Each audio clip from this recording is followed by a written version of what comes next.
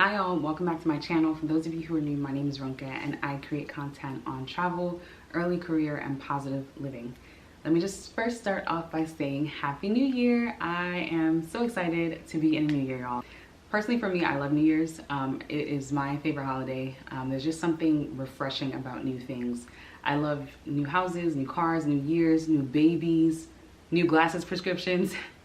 Although maybe not necessarily, because I don't want my prescription to get worse. Maybe I should say new glasses. Like when you first get a pair of glasses, for those who wear glasses, it just feels like you can see again. I don't know what it is, but it really, like my eyes just feel so crisp. But anyways, so I love new things. And you know, for me, I always feel like the new year is a great opportunity to kind of reset as needed. Of course, if you need to reset a bit earlier, I'll always do that. But New Year, I think for a lot of people, tends to be a good point to reset.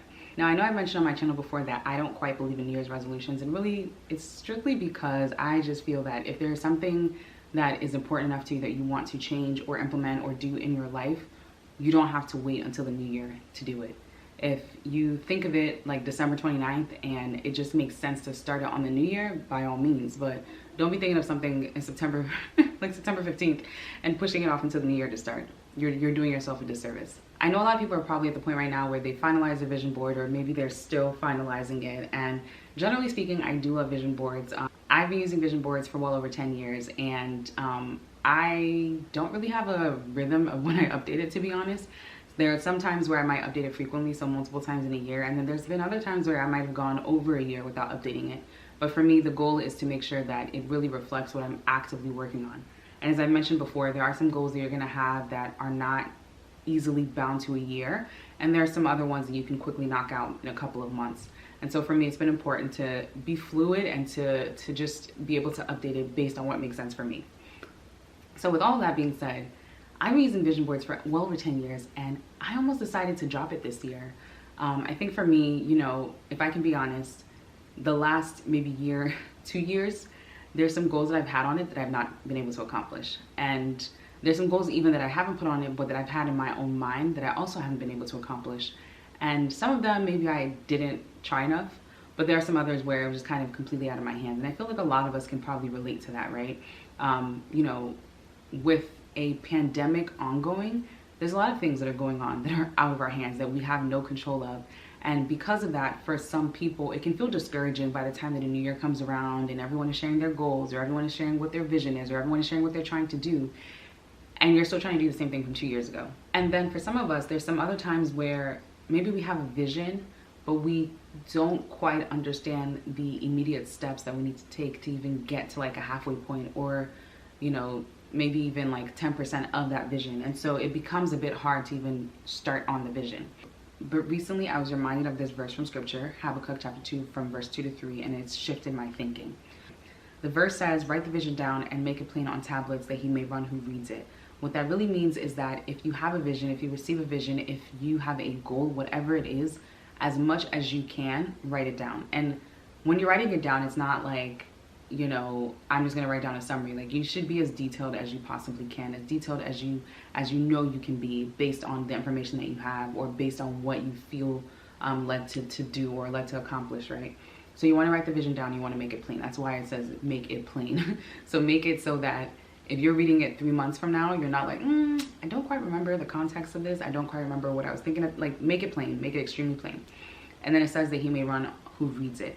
And the idea of that is really that you should be able to run with it, whether it's the vision for you, whether it's a vision for your family, whether it's a vision for you know, a team that you're on, whatever it is, you need to be able to make sure that even if it's not only you, like anyone who's reading it that's going to be involved in it, that's going to be involved in supporting you, that they can easily understand the vision as well. Then verse 3 says that the vision is for an appointed time, though it may tarry, it will surely come to pass. And what that really means is that the visions that we have, the things that we want to accomplish, like a lot of them, they're not immediate things. Like, you're not going to have a goal in mind, and well, some people do, but more often than not, you're not going to have a goal in mind that you can accomplish in this exact same day. Unless the goal is, let me take out the trash. If you have a lofty goal, like I want to accomplish a certification this year, it's going to take you time. There are maybe some certifications that you can do on like LinkedIn and get that quickly, but if you want to do like a major certification, it's going to take you time, because you need time to study, you have to register, you have to do it, etc., a variety of things. And so the idea behind it is that the appointed time means there is a time that is going to come to pass. Now, for some of the goals that we have in place, yes, we may be able to figure out what that appointed time is. We may know kind of the time frame we're working with, but there are some other goals that you don't really quite know the time frame you're working with, and that's okay. The verse also says, though it may tarry, it will surely come to pass. And what that means is that it might take a little bit of time, but you have to be confident knowing that it's going to come to pass. Once again, there are some goals that we have that we don't quite have a grasp on how long it's going to take us, or we have an expectation of it's going to take, X amount of months, and it takes way longer.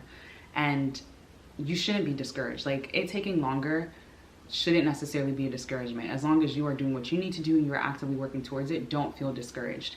And for me, one of the things I've appreciated over the past couple of years is that even when you do have a goal and you have a time frame in mind and you're not able to accomplish it within the time frame that you've set, if you are actively doing your best and working towards that goal, at the end of the day, you are building yourself as a better person. Like, there is no way you are not gaining more perseverance. There's no way you're not gaining more skill. There's just so many positive things that can come out of a waiting period that I feel are often overlooked because your waiting period seems longer than you expected.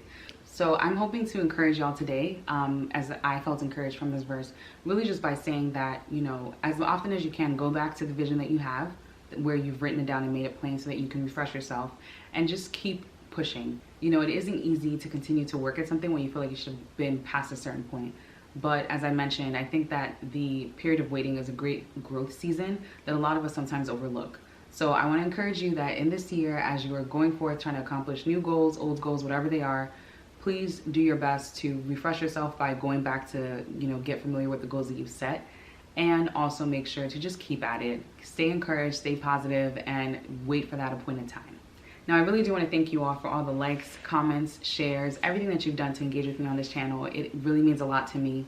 And I'm hoping that this year will be a much better year for all of us. That's all I have for this video. Make sure to like this video, share with others, and subscribe to my channel for more travel, early career, and positive living content. See you next time.